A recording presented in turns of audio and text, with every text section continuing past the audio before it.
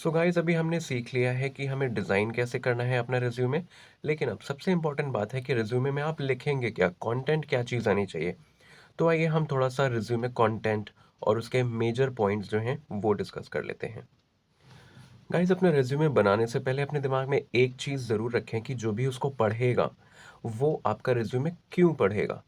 तो इसका मतलब ये है आप अपने स्किल्स को और अपने रिज्यूमे को इतनी अच्छी तरह एडवर्टाइज करें, इतना क्रिएटिवली एडवर्टाइज करें कि पढ़ने वाले की नज़र उस पे ही रुक जाए, उसकी सारी अटेंशन आपके रिज्यूमे पे ही रह जाए।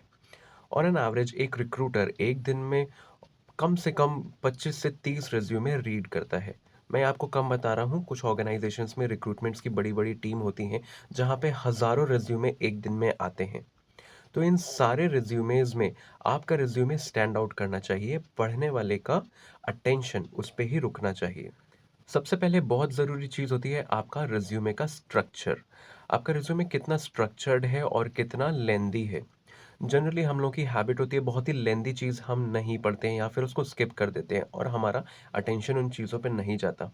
तो आपको जो अपना रिज्यूमे का स्ट्रक्चर रखना है वो बहुत ही बेसिक और क्रिएटिव रखना है।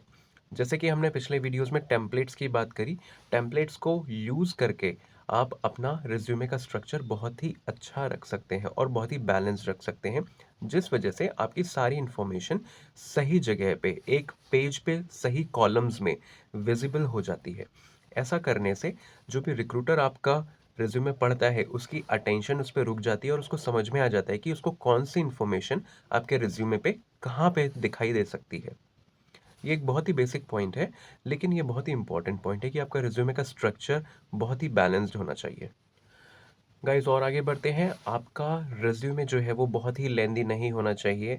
अगर आप फ्रेशर हैं तो 1 पेज का होना चाहिए। अगर आप एक्सपीरियंस्ड हैं तो आपका रिज्यूमे 1 और मैक्सिमम 2 पेज का होना चाहिए। जनरली लोग बहुत लेंदी रिज्यूमेज लिख देते हैं, वो चाहते हैं कि वो अपने सारे स्किल्स लिख दें। लेकिन एक चीज़ आप भी ध्यान में रखिए कि रिक्रूटर कोई बहुत लंबा डॉक्यूमेंट पढ़ने में इंटरेस्टेड नहीं है। उसको आपकी सारी इन्फॉर्मेशन एकदम शॉर्ट, क्रिस्प और प्रिसाइज चाहिए होती है।